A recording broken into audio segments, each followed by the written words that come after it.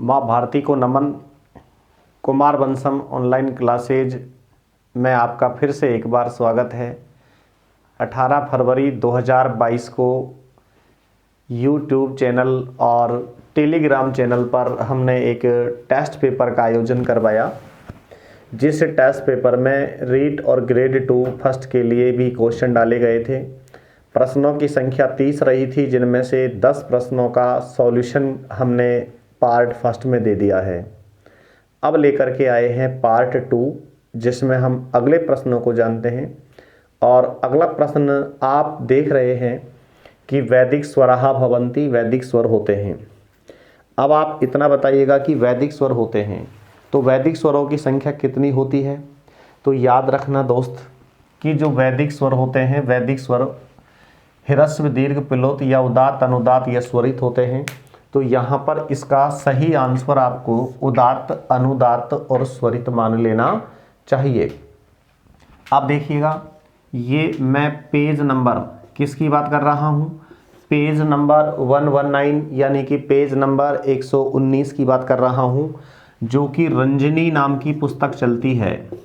रंजनी भाग 2, रंजनी भाग 2 के अंदर यह पुस्तक चलती है, जो कि एडिशन हम लोगों ने 2021 में पढ़ा था। एडिशन 2021 में जो पाठ्य पुस्तक माध्यमिक शिक्षा बोर्ड की चलती थी, रंजनी भाग 2, यानी कि रंजनी भाग 2 जो पढ़ी जाती है वो क्लास 8 में पढ़ी जाती है, क्लास 8 में पढ़ी जाती थी।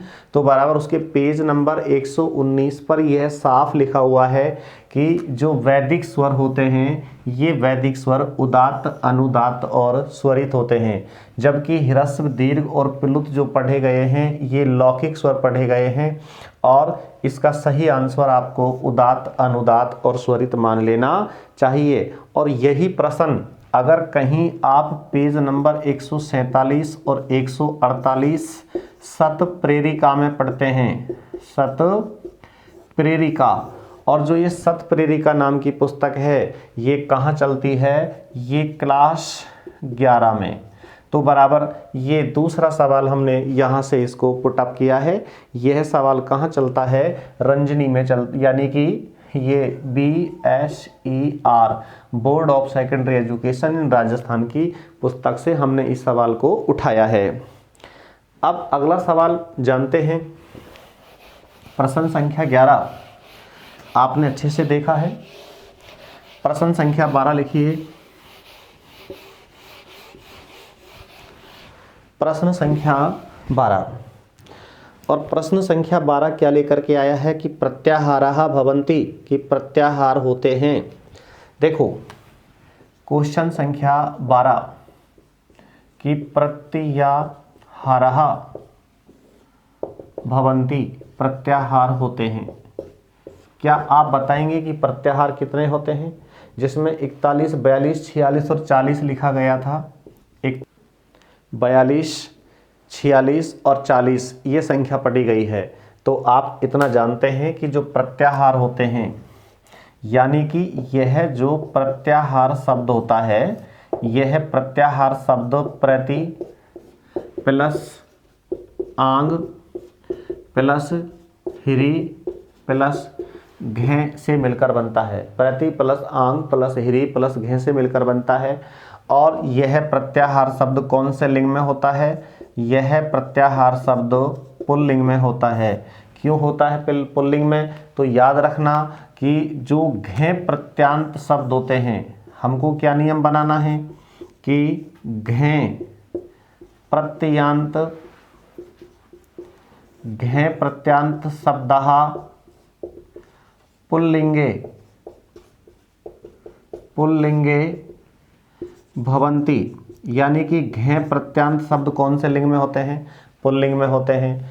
और प्रत्याहारों की अगर संख्या देखी जाए तो यहाँ इन आंसरों के आधार पर कितनी पढ़ लेनी चाहिए, 42 पढ़ लेनी चाहिए। तो जो सवाल आया है प्रत्याहारा भवन्ति, प्रत्याहार होते हैं, प्रत्याहार 42 होते हैं। अच्छा, प्रत्याहार शब्द का जो शाब्दिक अर्थ होता है, अच्छा सवाल है यहाँ पे, प्रत्याहार शब्द का जो शाब्दिक अर्थ होता है, क्या याद है आपको प्रत्याहार शब्द का शाब्दिक अर्थ क्या होता है?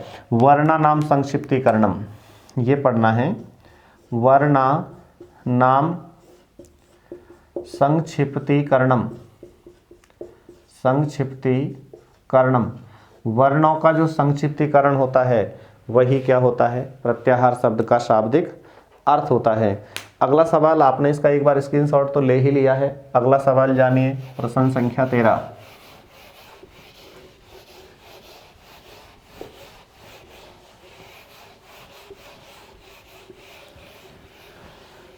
पढ़िए प्रश्न संख्या 13 को। असत्यम चिनुत,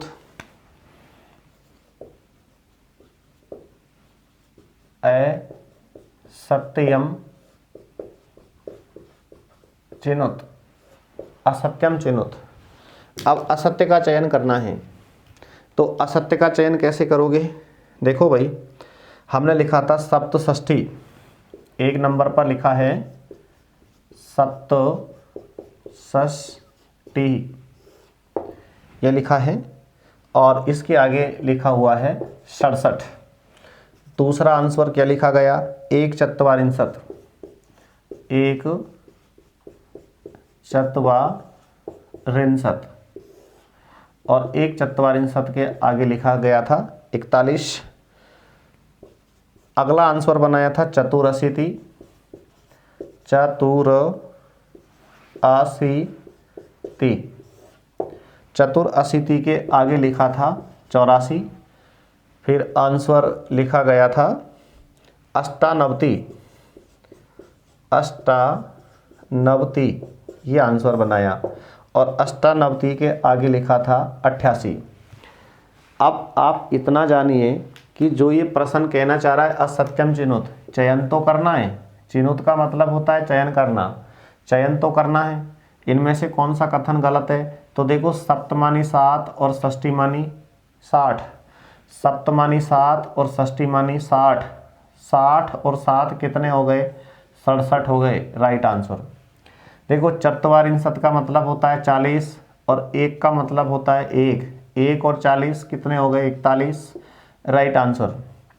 चतुर्मानी 4, अशीति मानी 80, 4 और 80 कितने हो गए? 84, राइट आंसर।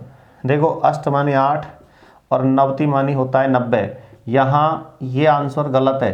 क्या आंसर होना चाहिए था? 98, ये आंसर होता तो ये सही होता। पूछ क्या रहा है? असत्यम चिनुत, तो असत्य यही हो जाएगा।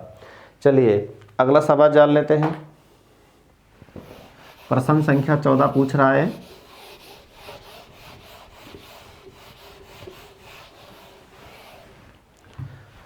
प्रश्न संख्या 14 क्या कहना चाह रहा है? प्रश्न संख्या 14 कि बालक है सार्धद्वादशवादने भोजनम करोति, ये सवाल है। बालक है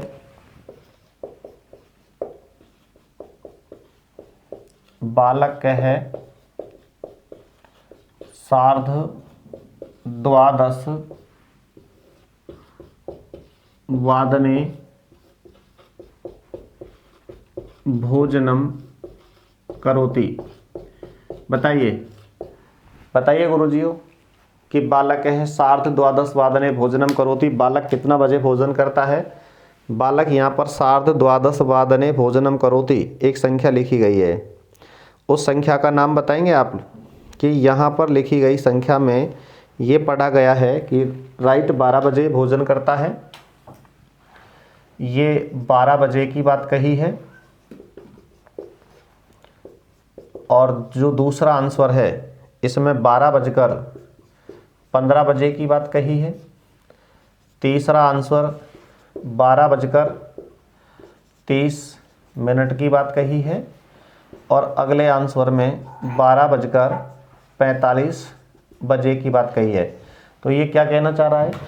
यहाँ पूछा गया है सार्धद्वादश। देखो, सार्ध का मतलब होता है साढ़े, और द्वादश का मतलब होता है 12, यानी कि 12:30। तो 12:30 राइट आंसर क्या आ जाएगा? 12:30 आ जाएगा। आप यहाँ ये जानते ही हैं कि सपाद का मतलब क्या होता है? सवा। एक शब्द दूसरा होता है सार्धम का मतलब क्या होता है?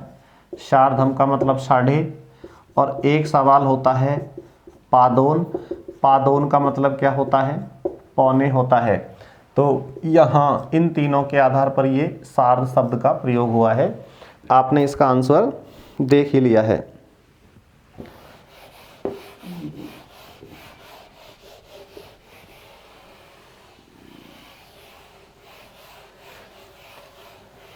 अगला सवाल जानिए कि प्रश्न संख्या 15, क्वेश्चन नंबर 15। अब क्वेश्चन नंबर 15 क्या कहना चाह रहा है? मिनट वर्णस्य संस्कृत भाषा भवति। देखो मिनट यह है ना, यहाँ पर हमको शब्दस्य पढ़ना चाहिए। शब्दस्य संस्कृत भाषा भवति, संस्कृत भाषा भवति। यह है कि मिनट की संस्कृत क्या होती है। तो यहाँ जो आंसर बनाया गया कला, दूसरा बनाया निमेषः, तीसरा बनाया उभौ और 4 न को अपि, कोई भी नहीं। अब जो मिनट को कहा है, यानी कि मिनट के लिए हम 2 शब्द काम में लेते हैं। एक तो क्या लेते हैं? कला, और दूसरा क्या काम लेते हैं? निमेष है ना। और अगर हम कहीं घंटा के लिए शब्द काम में ले रहे हैं तो क्या आ जाएगा? होरा। और यदि कहीं हम सेकंड के लिए काम ले रहे हैं, सेकंड, तो सेकंड के लिए क्या आ जाएगा? क्षणम, है ना। क्षणम काम में ले लेंगे, और पलम भी हम लोग पढ़ लेते हैं। इस प्रकार से हमको पढ़ लेना चाहिए। इसके बाद अगला प्रश्न पूछा गया था,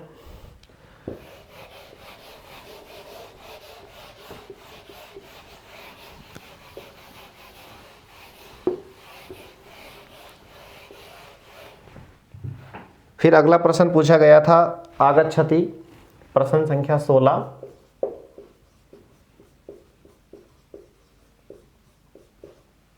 आगच्छति इत्यस्य लिरिट लकारे भविष्यति। इत्यस्य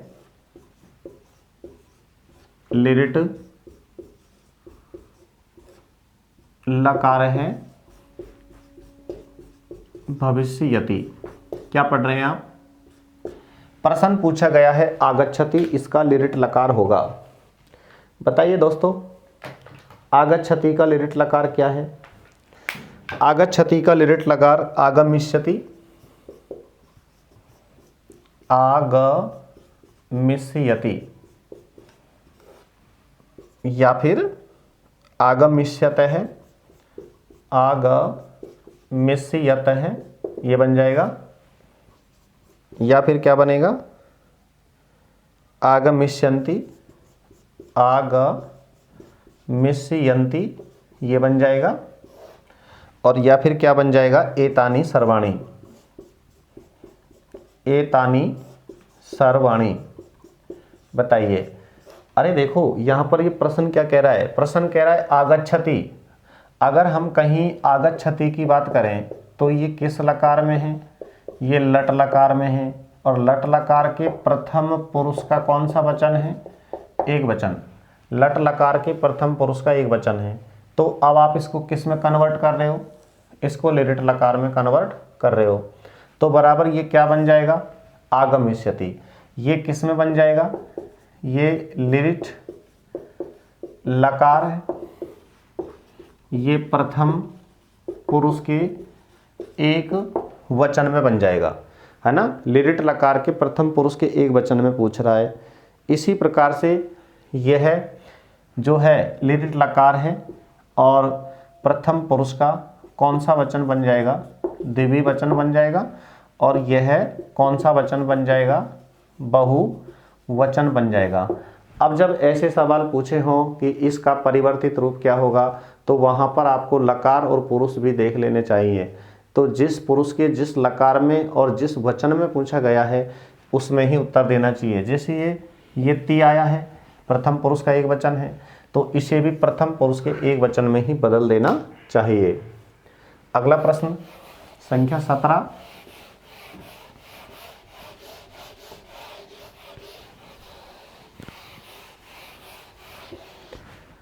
प्रश्न संख्या 17 क्या कह रहा है कि उप प्लस विष, उप प्लस विष प्लस लट लकारे प्रथम पुरुषे एक वचने, प्रथम पुरुषे एक वचने रूपम भविष्यति, रूपम भविष्यति, रूप होगा। क्या रूप होगा? उपविशतु। एक नंबर पे क्या आएगा? उपविशतु। दूसरे नंबर पे उपविशेत, उपविशेत, ये पढ़िए। तीसरे नंबर पर उपाविशत, उपविशतु, उपविशति, एक ये रह गया उपविशति, और एक आंसर बन गया उपाविशत, उपाविशत। क्या समझ रहे हैं आप? बहुत ही शानदार सवाल है। और शानदार सवाल ये कह रहा है कि जो उपविशतु है, इस उपविशतु में तो किसकी ध्वनि आ रही है? अतु की आ रही है, अतु। तो अतु, अताम, अंतु ये कहाँ चलते हैं? अतु, अताम और अंतु ये कहाँ चलते हैं? लोट लकार में। कौन से लकार का नाम लिया भाई मैंने? लोट लकार का नाम लिया। और उपविशेत, अब यहाँ पर दूसरा शब्द क्या छप गया है? उपविशेत। उपविशेत में पढ़ रहे हो आप एत, एताम और ए युहु, ये कहाँ चलते हैं? ये चलते हैं विधिलिंग लकार में। जबकि उपविशति में अति, अतः और अंति, अति, अतः, अंति ये कहाँ चलते हैं? लट लकार में। और जो यहाँ पे उपाभिषत देख रहे हो, उपाभिषत है ना, कहाँ चलते हैं? अत, अताम और अन, ये चलते हैं आपके लंग लकार में। पूछना क्या चाह रहा है? पूछना चाह रहा है उपसर्ग के साथ में अगर विष धातु मिला दी जाए और वह लट लकार के प्रथम पुरुष के एक वचन में बने, तो बनकर क्या आएगा? लट लकार प्रथम पुरुष के एक वचन में, तो क्या बन के आएगा? उपविशति, ये बनकर आएगा।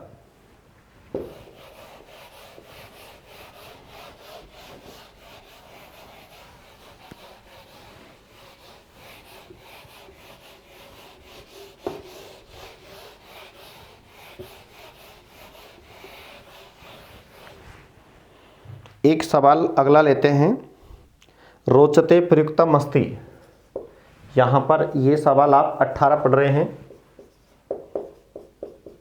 रोचते रूपम अस्ति, यानी कि रोचते रूप है। रोचते परस मई पदी धातु का रूप है, या आत मने पदी धातु का रूप है, या उभय विद धातु का रूप है, और या फिर न को अपि। तो देखो यहाँ पर क्या लगा हुआ है? अते, एते, अंते, असे, एथे और अधवे। फिर क्या पढ़ रहे हो? ए, आवहे और आ महे। ये जो देख रहे हो ना आप लोग, अते, एते, अंते, असे, एते, अधवे, ए, आवहे, आमहे, तो ये कहाँ चलते हैं आपके? ये सब आत मने पदी धातु में चलते हैं। अब यहाँ पर किसकी ध्वनि आ रही है? रोचते में। यहाँ रोचते में अते की ध्वनि आ रही है, अते, तो अते ये रहा, तो कहाँ आ जाएगा ये? आत्मनेपदी में। राइट आंसर आत्मनेपदी बन जाएगा। चलो इसके बाद अगला सवाल जान लेते हैं।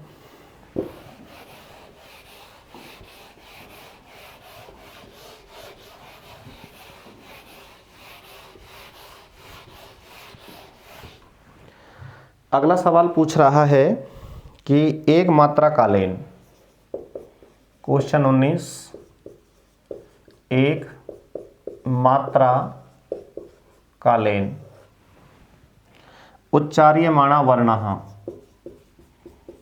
उच्चार्यमाणा वर्णः, और ये ऐसे है, एक मात्रा के आधार पर उच्चारित होने वाले जो वर्ण हैं इसमें इनको क्या कहते हैं, ह्रस्व स्वरः, या फिर क्या कहते हैं, दीर्घ स्वरः, दीर्घ स्वरः, और या फिर इनको क्या कहा जाता है, स्वरः। और फिर एक आंसर बनाया था ने को अपि। हाँ, मानते हैं कि एक मात्रा के आधार पर, अरे भाई ऐसे कौन कौन से स्वर हैं जिनमें एक मात्रा की बात हुई है, यानी कि व्याकरण के वे स्वर जिनमें एक गुणा ध्वनि का प्रयोग होता है जिनके उच्चारण में। तो एक गुणा ध्वनि का प्रयोग कहाँ होता है, ए, दो का आ, ई, और ये बड़ाई, ये ऊ, बड़ाऊ, री और बड़ारी, लिरी, ए, ओ, आई, और ये औ। अच्छा, अब आप जो देख रहे हो ना, ये तो एक गुणा ध्वनि, ये तो क्या कहलाएगा, एक गुणा ध्वनि निकलेगी, और इनमें जो ध्वनि निकलेगी वो दो गुणा ध्वनि निकलेगी। तो जिनमें एक गुणा ध्वनि निकलेगी वो तो क्या कहलाएंगे, ह्रस्व स्वरः, और जब इनसे दो गुणा ध्वनि निकलेगी ये कहलाएंगे दीर्घ स्वरः। कौन से स्वर कहलाएंगे भाई, दीर्घ स्वर कहलाएंगे। इसलिए इसका राइट आंसर आपको क्या पढ़ना है, यहाँ एक मात्रा काल के आधार पर ह्रस्व स्वर कहलाते हैं।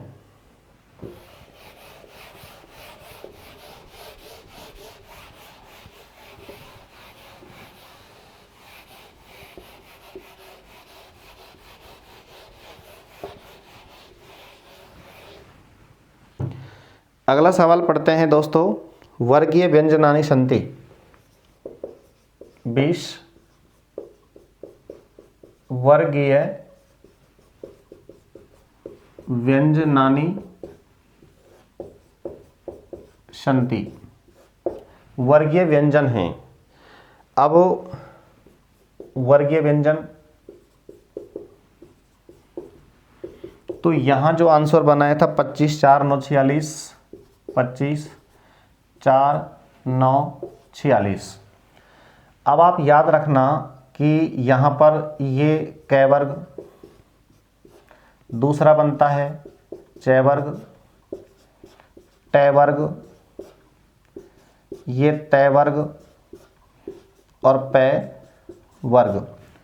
जो आप यहाँ पर ये कै वर्ग, चै वर्ग, टै वर्ग, तै वर्ग और पै वर्ग, तो बराबर ये क्या पढ़ रहे हो, कैक है, गैग है, है ना, कैक है, गैग है, ये पढ़ रहे हो चै, छै, जै, झै और ए। फिर पढ़ रहे हो टै, ठै, डै, ढै, नै। फिर पढ़ते हैं हम लोग तै, थै, दै, धै और नै।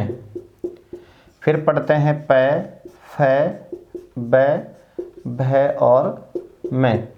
अब आप ये क्या देख रहे हो, ये जो जितने भी वर्ग लिखे हुए हैं ये कै वर्ग, चै वर्ग, टै वर्ग, तै वर्ग और पै वर्ग। तो इनकी संख्या कितनी पढ़ रहे हैं आप लोग, बताओ इनकी संख्या कितनी पढ़ रहे हो, 25 पढ़ रहे हो।